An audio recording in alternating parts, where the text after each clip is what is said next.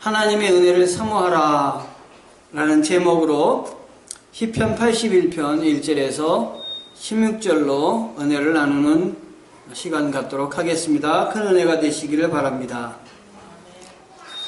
여러분이 제일 애창하는 노래 18번지가 있으시죠? 그 18번지가 무엇인지 부르라고 하면 아마 즉시 여러분들 부르실 겁니다. 저도 노래 18번지가 있는데요. 그 18번지를 어떻게 해서 택하게 됐냐면은 우리 전에 제가 사역하던 학교에 이사장님께서 저를 많이 도와주시고 아껴주신 분인데 암으로 그만 세상을 떠나게 되셨어요. 떠나시는 날 그의 그 장례식 때에 그 이사장님의 친구분이 노래를 하시는 거예요. 장례식 때 노래를 들었던 것은 그게 처음이었습니다. 특이하기도 했고 어떤 노래를 부를까 생각이 되었는데 그 노래를 듣는데 상상하지도 못하게 제 눈 속에서 눈물이 나오는 거예요. 그분을 생각하면서 그 가사가 그분하고 어떻게 그렇게 똥 맞든지 옆에 보니까 저뿐만 아니라 다른 사람들도 모두 눈물을 흘리고 있는 것이에요. 그런 곡이었습니다. 그래서 그 후로 제가 그 곡을 저의 애창곡 18번으로 삼았습니다.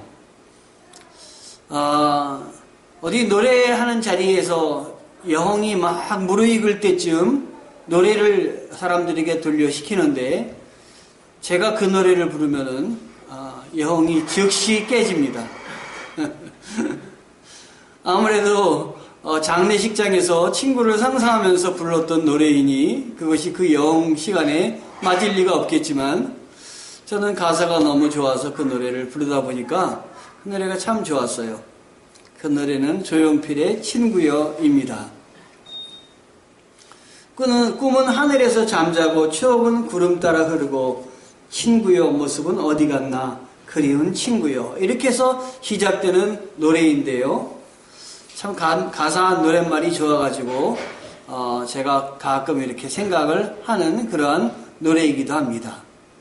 그런데 이스라엘 백성들에게 하나님께서 즐겁게 노래를 부르라고 이렇게 이야기하시며 주신 그 시편이 오늘 시편 81편 말씀입니다.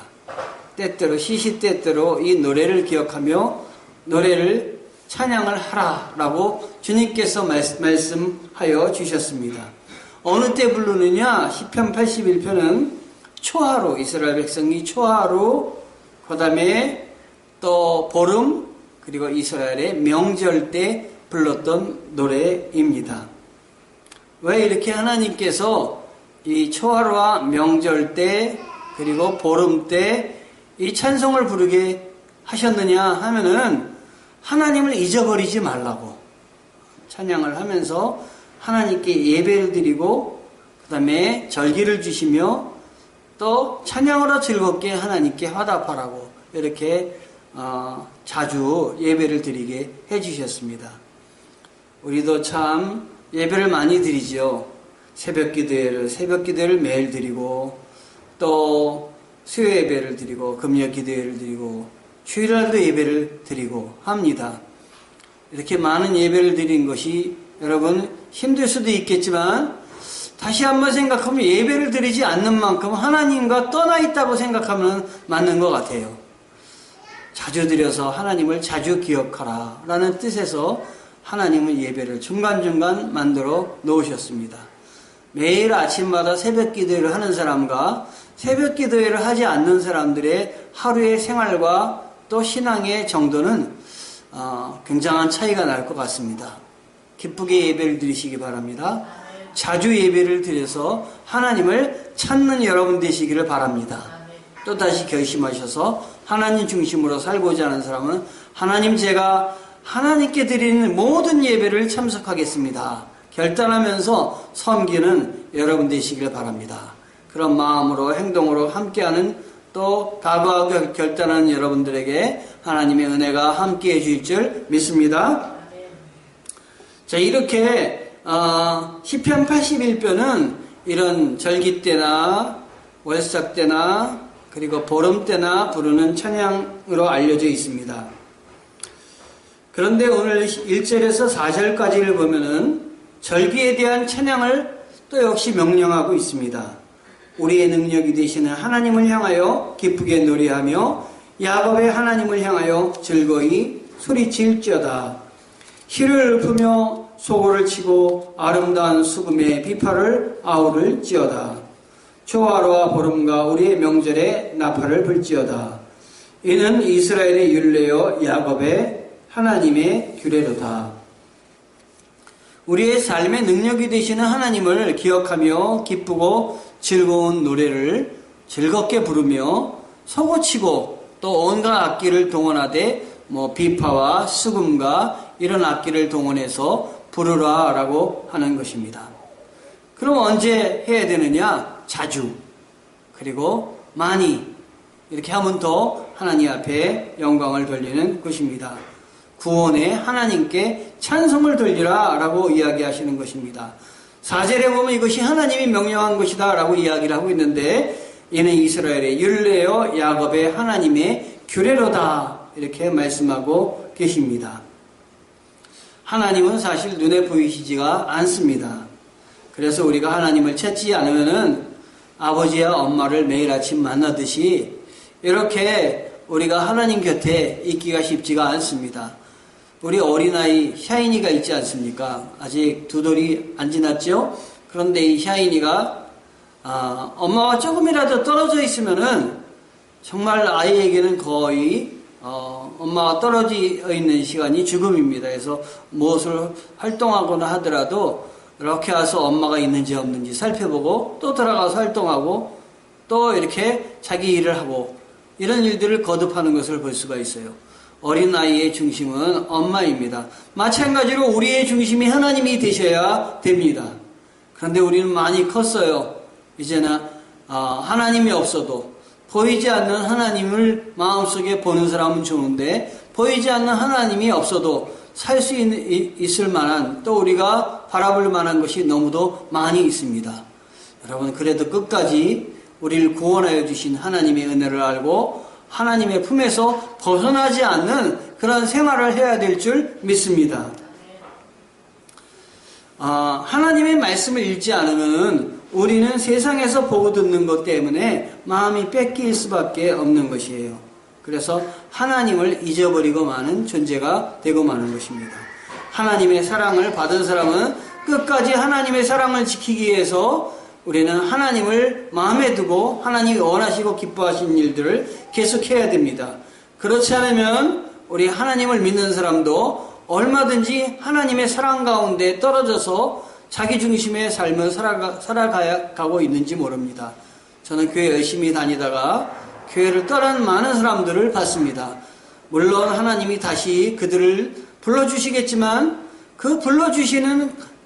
떠나서 불러주시는 그 공백 기간은 얼마나 험하고 외롭고 힘든 삶을 살아가고 있었겠습니까? 그런 것들을 생각하면 안타깝기가 짝이 없어요. 그런데 사람들이 실망하는 거, 하나님에 대해서 실망하고 떠나는 것보다는 주위의 환경이나 이런 것들을 보고 실망하곤 합니다. 우리가 하나님의 말씀을 굳게 붙잡고 말씀 안에 거해야 될 것입니다. 그런 훈련도 거듭해서 해야 될 줄 믿습니다. 5절부터 16절까지는 그래서 교훈적인 노래를 기록하고 있습니다. 우리를 애굽의 죄에서부터 구원하신 하나님을 기억하자라는 것이에요. 그래서 하나님을 떠나지 말자라고 하는 것입니다. 이러한 것들을 찬양하자라고 하는 것이 5절에서 16절까지의 말씀입니다. 먼저 5절을 보면은 하나님이 애굽 땅을 치러 가시던 때에 요셉의 족속 중에 이를 증거로 세우셨도다. 거기서 내가 알지 못하던 말씀을 들었나니 이르시되 내가 그의 어깨에서 짐을 벗기고 그의 손에서 광주리를 놓이게 하셨도다. 내가 고난 중에 부르짖음에 내가 너를 건졌고 우레소리의 은밀한 곳에서 내가 응답하여 무리바 물가에서 너를 시험하였다. 하나님께서는 죄를 상징하는 그 애굽 땅에서 정말 죄의 노예가 된 이스라엘 사람들을 건지셔서 구원하여 주셨습니다. 그리고 그들의 어깨에서 짐을 내려주시고 그들의 손에서 아주 무거운 벽돌을 날는 광주리를 놓게 하여 주셨습니다. 구원하여 주셨습니다. 죄의 짐에서 벗기고 자유를 주신 분이 누구냐면 하나님이십니다. 이거는 그들에게만 해당되는 것이 아니라 오늘날 우리들에게도 해당됩니다. 하나님께서 여러분의 어깨에 무거운 짐을 내려놓게 해주시고 여러분의 여러분의 가방에 무거운 짐을 하나님이 놓게 해주십니다. 무엇이냐? 하나님 나라를 바라보고 사는 사람은 그것이 무겁게 느껴지지 않은 것이에요. 그러나 목적과 방향과 어디를 가는지 모르고 사는 사람은 아직도 무거운 짐과 어깨에 아주 무거운 짐과 손에 무거운 그 가방, 광주리를 아직도 들고 다니는 것입니다. 여러분 다 주님 안에서 노임을 받기를 원합니다. 그리고 하나님은 그 노임을 주는 것뿐만 아니라 시내산에서 이스라엘 백성들을 하나님의 백성으로 삼아주시고 시내산에서 너희는 내 백성이고 나는 너희들의 아버지 하나님이 됨이라 라는 율법을 허락하여 주셨습니다. 십계명을 허락하여 주셔서 죄의 백성이 되게 하여 주셨던 것입니다. 그래서 하나님 나라의 기업을 허락하시고 하나님의 백성 되게 만들어주신 분이 누구시냐면 우리 하나님이십니다.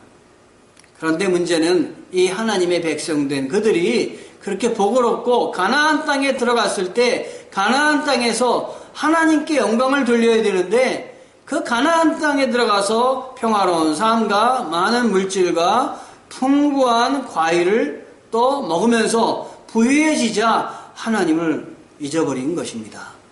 그리고 가나안 땅의 풍부함에 빠져서 더 풍성하게 해주는 신이 가나안 신이다 라고 나아가서는 더 생각하게 되었던 것입니다. 그래서 온 땅에 주님의 이름을 전해야 되는 그러한 그 택함받은 백성의 사명을 잊어버리고 우상을 섬기기 시작했던 것입니다. 우리가 어려울 때는 하나님께 기도합니다. 정말 누가 뭐라 그래도 하나님 앞에 매달려서 하나님 나에게 도움을 주시옵소서 간절히 기도합니다. 그런데 어려움이 극복되고 좋은 일이 우리에게 생각되면은 어려울 때만큼 기도하지 않습니다. 그래서 어떻게 보면 어려울 때가 축복인 것 같습니다. 어려울 때 더 우리들이 하나님을 찾게 되는 것이니까 말이죠. 이스라엘 백성도 이렇게 하나님이 주신 사명을 잊어버리고 하나님을 향해서 배반의 칼을 들게 되는 것입니다. 그래서 하나님께서는 기업의 땅에서 하나님을 사모하는 자들에게 그 복을 주시지만 하나님을 버린 자들에게는 그 복을 거두신다는 것을 오늘 노래하고 있는 것입니다. 8절에 보면 내 백성이 들으라 내가 내게 증언하리라 이스라엘이여 내게 듣기를 원하노라. 하나님의 명령을 듣고 하나님의 약속을 들으라 라고 하는 것입니다. 9절에 보면 너희 중에 다른 신을 두지 말며 이방신에게 절하지 말지어다. 나는 너를 애굽 땅에서 인도하여 낸 여호와 내 하나님이니 내 입을 크게 열라 내가 채우리라 하였으나 내 백성이 내 소리를 듣지 아니하며 이스라엘이 나를 원하지 아니하였도다. 이렇게 말씀하고 계십니다. 하나님께서는 우리들에게 얼마나 축복을 주셨는지 이렇게 귀한 말씀을 주셨어요. 내 입을 크게 열라. 입을 크게 여는 대로 내가 허락하여 주리라. 내가 채우리라. 여러분 이건 이스라엘 백성들에게 주신 말씀인데 그들이 그렇게 하지 않았던 거예요. 이렇게까지 하나님을 우리를 사랑하여 주셨어요. 오늘날도 마찬가지입니다. 여러분 기도하시는 여러분 되시기 바랍니다. 너는 내게 부르짖으라 나는 내게 응답하겠고 크고 비밀한 일들을 보이리라 약속하여 주셨습니다. 기도하면 응답하여 주리라 주님은 약속하여 주셨습니다. 기도하면 응답하여 주십니다. 왜 기도하지 않느냐? 기도해도 응답되지 않는다는 생각이 나를 지배하고 있기 때문이 아닌지요. 그것은 믿음이 아닙니다. 불신입니다. 내가 하나님을 믿는다면 기도하십시오. 부르짖으십시오. 하나님은 가장 선한 것으로 좋은 것으로 우리를 채워주실 줄 믿습니다. 저도 요즘 아침마다 기도하는 새벽에 기도하는 것들이 많습니다. 저에게 기도 요청을 하신 분들은 빠짐없이 기도하려고 애를 씁니다. 왜냐하면 하나님이 어떤 방법으로 채워주실지 알지 못하기 때문이에요. 우리 가족들을 위해서도 기도합니다. 한 명 한 명 이름을 부르고 기도합니다. 우리 교회 성도들의 기도 제목들을 생각하며 한 명 한 명 이름을 부르고 기도합니다. 하나님이 이렇게 기도하실 때마다 들어주실 줄 믿습니다. 아멘. 하나님이 언젠간 들어주실 줄 믿습니다. 아멘. 하나님, 제가 하나님 앞에 입을 크게 엽니다. 제가 입술을 열어서 하나님을 찬양하고 고백합니다. 들어주시는 분은 하나님이십니다. 하나님이 해결하여 주시옵소서 라고 기도합니다. 하나님이 구원을 여십니다. 생각하지 못한 방법으로 길을 여십니다. 하나님에게는 해답이 있습니다. 우리는 길이 없지만 하나님은 해답을 갖고 계십니다. 그러니 염려하지 말고 그러니 입술을 열어야 되겠습니다. 더 크게 벌려야 되겠습니다. 사모하며 벌려야 되겠습니다. 이스라엘 백성들에게 지금 주시는 교훈은 바로 이겁니다. 내가 너희를 구원하여서 내가 너희를 거룩한 백성으로 세웠는데 너희가 왜 나를 찾고 있지 않니? 찾아라, 입을 열어라, 기도해라, 다시 나에게 돌아오라 라고 주님은 강조하며 부르짖는 것입니다. 11절에 보면은 그런데 내 백성이 내 소리를 듣지 아니하며 이스라엘이 나를 원하지 아니하였도다 말씀하여 주셨습니다. 원하지 아니하였다는 말은 복종하지 않는다는 말입니다. 말씀으로는 겉모습으로는 예배드리고 하나님을 섬기는 것 같지만 실생활에서는 그 예배드리는 모습처럼 하나님의 은혜와 능력이 나타나지 않습니다. 죄 가운데 빠져있고 죄의 무방비에서 조금만 어려움이 와도 흔들리며 하나님을 찾지 않습니다. 우리의 예배드리는 교회에서의 그 모습이 우리의 하나님 앞에 신앙의 정도가 끝까지 되기를 원합니다. 예배드리는 모습과 세상에서 생활할 때의 그 생활의 모습이 신앙과 그 믿음이 생활이 전혀 다르면 표리가 그동안 표리가 그 겉과 속이 다른 사람입니다. 겉과 속이 똑같은 사람이 되기를 원합니다. 하나님이 함께 해주셔서 하나님이 이러한 백성들을 인도하여 주시고 사랑하여 주셨는데 그래도 하나님을 찾지 않으니까 오늘 12절에 뭐라고 이야기하셨냐면 자기 백성을 죄악 중에 그냥 내버려 두셨다라고 말씀하여 주십니다. 집 나간 애들 아무리 데리고 와도 또 나갑니다. 그러니까 집 나간 애들을 데려와도 나가니까 방법은 기도하는 것밖에 없는 것 같아요. 그냥 내버려 두는 것밖에 없는 것 같아요. 내버려둬서 자기가 정말 깨닫고 돌아올 때 돌아와야 되는데 그 시간이 정말 그러다가 돌아오지 않으면 어떻게 하겠습니까? 집 나간 애들이 돌아오기를 바라는 부모의 마음이 바로 하나님의 마음인 것 같습니다. 하나님의 마음에서 그런 부모의 마음에서 하나님의 마음이 느껴집니다. 사람의 마음은 죄가 가득하기 때문에 날마다 하나님께 회개를 하고 말씀으로 새로워지고 해야 되는데 하나님께서는 그냥 죄의 욕심대로 살게 내버려 두시니까 어떤 일이 벌어지겠습니까? 죄악이 관영하지 않겠습니까? 그리고 결국 그 죄 때문에 심판을 받지 않게 되겠습니까? 되지 않겠습니까? 이스라엘 백성들은 그래서 그 죄악 때문에 그냥 내버려 두셔서 돌아오라고 몇 번 얘기하셨지만 그 선지자들의 얘기를 듣지 않으셔서 결국에는 심판의 손에 맡기게 된 것입니다. 그래서 이 하나님은 감사하게도 자녀가 집 밖에 나가서 돌아오지 않더라도 끝까지 기다려주는 부모처럼 하나님은 돌아오기를 기다리시며 회복을 이야기하고 계십니다. 얼마나 감사한 일입니까? 13절에서 16절까지 보면은 내 백성아 내 말을 들으라 이스라엘아 내 도를 따르라 그리하면 내가 속히 그들의 원수를 누르고 내 손을 들려 그들의 대적을 치리니 여호와를 미워하는 자는 그들에게 복종하는 채 할지라도 그들의 시대는 영원히 계속되리라.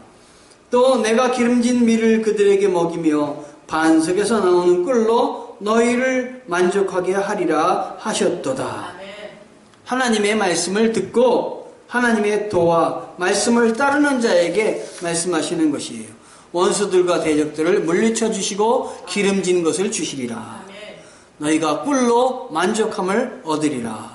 바위에서 꿀이 나오는 역사가 있다고 하는 것이에요.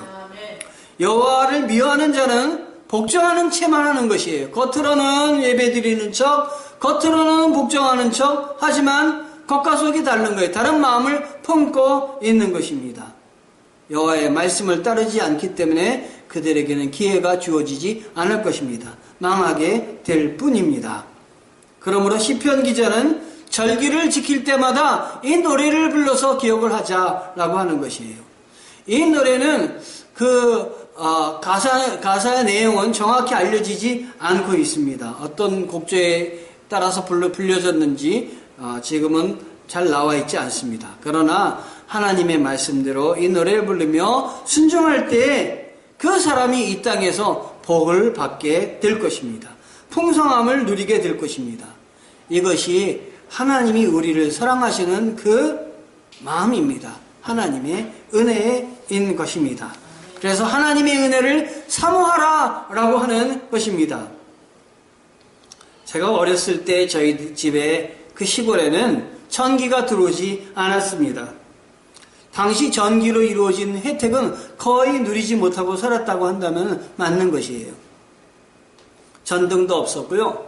그래서 공부할 때는 호롱불을 놓고 공부해야 돼 있어요. 조금 그 여유가 있었을 때는 난포불이라고 해서 큰 불에다가 했고, 조금 더 적었을 때는 촛대보다 조금 작은 불에다가 불을 이렇게 켜서 했는데, 그것도 석유가 아까우니까 오랫동안 책을 보지 못했어요. 그래서 석유 아깝다고 빨리 불을 끄라 그래가지고 7시만 되면 불 끄고 그 다음부터 잠을 잤던 기억이 나요. 정말 얼마나 답답했겠어요. 근데 재밌는 것은 전기가 안 들어오는 대신 그리고 텔레비도 못 보죠. 텔레비 무슨 텔레비? 냉장고는 어디 있어요? 없죠. 딱 하나 있는 것이 있었는데 뭐가 있었냐면은 라디오가 있었어요. 그마저도 온 동네에 라디오가 있는 집이 우리 집 한 집이었어요. 그래서 얼마나 뻐기고 다녔는지 몰라요.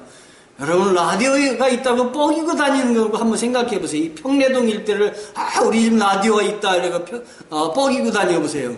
아마 전부 웃지도 않을 텐데 그 당시에는 라디오에 있는 것만으로도 우쭐댔어요. 애들이 저녁에 저한테 저녁 되기 전에 와서 요청을 해요. 효창아, 오늘 너희 집에 가서 라디오 들어도 돼? 그러면 제 허락을 받아야만 됐어요. 그래, 와라. 그럼 애들은 좋아가지고 제 쫄병이 되는 거예요. 라디오 하나 때문에 쫄병이 되는 거예요. 그럼 저녁에 이제 라디오를 킵니다. 그러면 1명, 2명 라디오 듣기 위해서 모이는데 앞에 마당에다가 멍석을 깝니다. 그럼 멍석에 앉아가지고 1명, 2명 라디오를 청취하는 거예요. 하루에 매일 모이는 사람이 한 25명이 됐어요. 어른도 모이고 아이도 모이고 이렇게 모였습니다. 그러면 할머니가 이 모인 사람들을 그냥 돌려보내지 않으시고 감자를 이렇게 쪄가지고 그 모인 사람이 한두 개 그 감자를 먹게 하시는 거예요. 저는 그게 참 많이 아까웠어요. 할머니 왜 이렇게 감자를 라디오만 듣게 하는 것도 그런데 왜 감자까지 내놓으냐 그랬더니 저기 있는 사람들이 가난해서 먹을 게 없으니까 와가지고 이 감자라도 먹고 가면 좋지 않겠니? 우리는 감자가 많으니까 나누어 먹자. 할머니의 그 은혜였어요. 그 은혜를 바라봤습니다. 하나님의 은혜가 바로 이러한 것입니다, 여러분. 하나님이 다 가지고 계시기에 없는 자들을 베푸시며 사랑하여 주시며 나눠주시며 함께하여 주시는 분이십니다. 그런데 이 라디오만 들어도 좋은데 텔레비가 생겼을 때 어땠습니까? 제가 서울로 이사를 왔는데 우리 집에 텔레비를 산 거예요, 어느 날. 그리고 할머니께서 시골에서 이사 오셔서 저희랑 같이 살게 된 거예요. 텔레비가 켜지니까 할머니가 놀라신 거예요. 거기에 사람이 있냐고 텔레비 뒤로 가보시고 앞으로 가보시고 우리 할머니가 어떻게 저기 안에 사람이 들어가 있냐고 하실 때는 정말 우리가 웃고 설명하려고 참 애를 썼습니다만은 한 1년 동안은 할머니에게 설명이 안 됐어요. 우리 할머니가 거기 사람 어디 숨어 있는지 찾아야 되겠다고 막 할머니가 그러셨어요. 거기서 사람이 움직였으니. 그런데 나중에는 연속극 보는 재미를 들리셔가지고 그 연속극을 보시고 그 시간을 정해서 텔레비를 보려고 했던 그런 우리 할머니를 뵀습니다. 그리고 어디 가서든지 그 연속극 시간에 맞춰서 텔레비 앞에 서려고 그러셨고, 문화가 우리에게 좋긴 하지만 문화를 많이 추구하다 보니까 거기에 마음이 뺏기는 것 같습니다. 더군다나 TV는 우리들의 하나님을 향해서 눈을 뜨는 문화를 뺏어서 세상 마음에 뺏기게 하는 것이 TV가 아닙니까? TV에 보면 여러 가지 정말 유혹적인 프로그램이 너무도 많이 있는 것이 오늘 현상 아닙니까? 그러니 이스라엘 백성들이 가나안에 아무것도 없던 광야와 그 애굽의 노예 상태에서 얼마나 정말 어렵게 살았겠습니까? 그렇게 어렵게 살다가 풍요로운 가나안 땅에 들어가서 눈이 떠지면서 하나님을 잊어버리게 된 것입니다. 하나님을 잊어서는 안 됩니다. 아무리 우리가 부자가 되고 잘 살게 되어도 우리가 가난할 때, 외로울 때, 힘들 때 끝까지 하나님을 붙든 사람을 우리는 끝까지 붙들고 살아야 됩니다. 제가 오늘 아침 새벽에도 이복순 권사님의 그 기도의 그 제목과 내용을 들으면서 함께 이야기를 드렸는데, 우리 이 권사님이 이런 기도를 드리신다 그래요. 하나님, 우리가 너무 부하게도 하지 마시고, 그래서 하나님이 없다고, 모든 것이 하나님에 의해서 한 것이 아니라 내 힘으로 했다고 이렇게 생각하지 않게 하시고, 너무 가난해서 하나님을 찾을 시간조차도 없지 않게 도와주시고, 적당한 물질을 허락하여 주셔서 하나님만을 섬기는 제가 되게 해 주시옵소서 라고 기도하신다는 말씀을 들으면서 감동이 되었습니다. 여러분, 너무 물질만을 생각하며 살지 마시고 어느 정도 적당하게 주십시오. 나머지는 주님을 위해서 시간을 쓸 수 있게 하시고 주님을 위해서 살 수 있게 도와주시옵소서. 내가 하나님의 은혜를 사모합니다. 더 사모하게 도와주시옵소서. 더 나아가게 도와주시옵소서. 기도하며 감당하는 여러분이 되셨으면 좋겠습니다.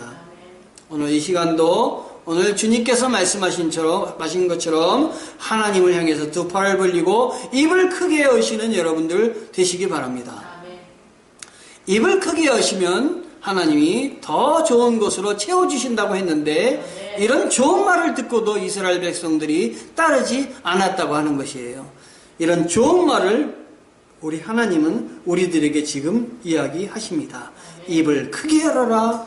내가 너에게 채우리라 말씀하여 주십니다. 한번 기도해 보세요.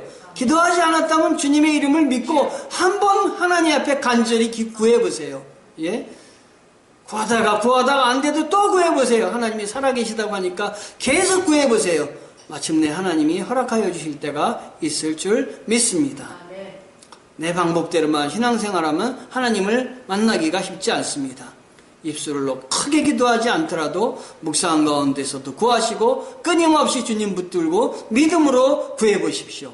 하나님이 허락하여 주십니다. 은혜가 충만하신 분이십니다. 우리에게 돌보시되 독생자 예수 그리스도까지 보내주시어서 우리를 돌보시는 구원의 길을 여신 하나님이십니다. 이 하나님을 자주 살피며 자주 하나님께 찬양을 드리는 우리가 되어야 되지 않겠습니까?